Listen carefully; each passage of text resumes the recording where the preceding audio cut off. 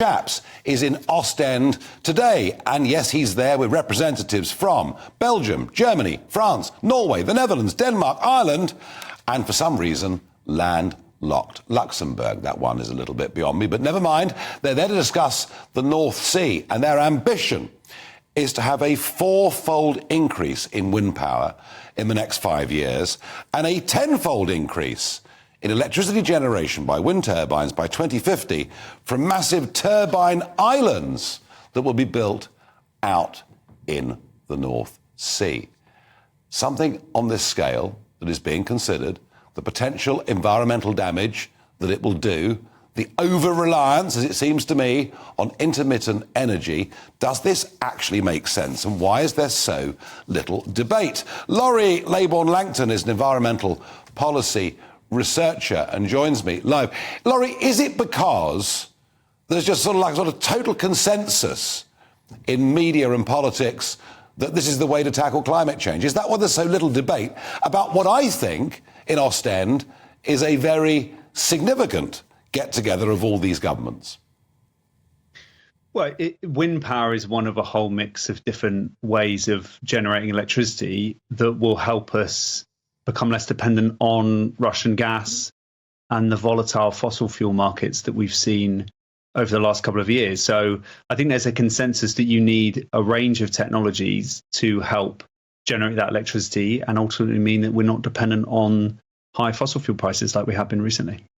I get that, Laurie, but surely the point is the more reliant you become on North Sea wind energy, if you get stuck with a big anticyclone in February, you actually then, in effect, become even more reliant on gas or something else to back it up. So one of the reasons why there are so many countries represented today is because they're trying to create a grid that works across all of Europe. This is already largely there. The UK, for example, is connected to Europe already, and we need those connections sometimes because we transfer electricity over to Europe and we make money from it. And sometimes we have to have electricity transferred over to us. It's a really useful mechanism that's got nothing to do with conspiracy theories. It's just good economic sense and good for energy security. This will help with that as well. Well, you can say that, but I was in the European Parliament up until a couple of years ago, and believe you me, a common energy policy was a big EU goal. Now, let's talk about the environment. We're saying that wind, and we've talked about subsidy and cost before. I won't go into that today. Let's talk about the environment. We're told this is good because it's zero carbon energy. We could argue the same for nuclear, but let's stick on this. A study in Germany has shown that around the wind farms off the German and Dutch coast, just one bird species, the northern diver, has declined around the wind farms by 95%. And even miles away from the wind farms, the stocks are 50% down. We've seen in America, wind farms that have killed over the course of a year over 1,000 birds of prey, including bald eagles. The fact is, these things kill a huge amount of birds, and on the seabed, the effect they have on the seabed is not positive for the marine ecosystem either. Is there any real debate on these things? Actually, the latest science on the actual physical impacts on marine life and life at sea aren't settled yet. There's also a lot of evidence that shows that a lot of marine life can build structures, reefs and so on, around the sort of physical casing of the wind turbine as it touches down into the sea floor.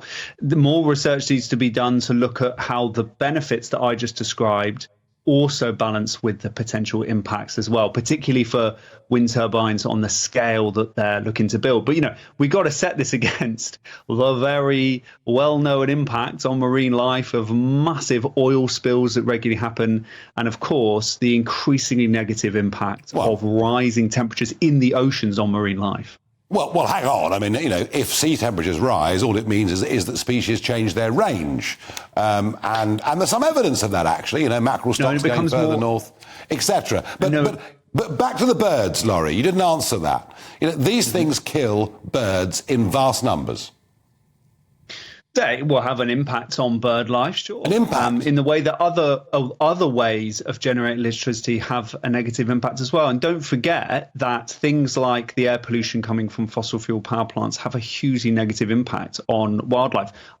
I cannot tell you, Nigel, that there is a form of electricity generation that will just, multiply animal life all over the place and suddenly cure all the ills that faces us. We have to look at costs and balances. And at the end of the day, moving away from fossil fuels, which are polluting our environment, cause air pollution that pollutes our bodies, and then ultimately CO2 pollution that is raising temperatures, and on marine life is making the seas more acidic, which is having a very bad impact on marine life. It doesn't just move where their ranges are. So these things will help. We better tell this to the Chinese, the Indonesians and the Indians, I think. Laurie, as ever, thank you for coming on and for debating this with me. And Laurie is right to the extent that, of course, whatever you do, there is going to be a cost and there is going to be a potential benefit.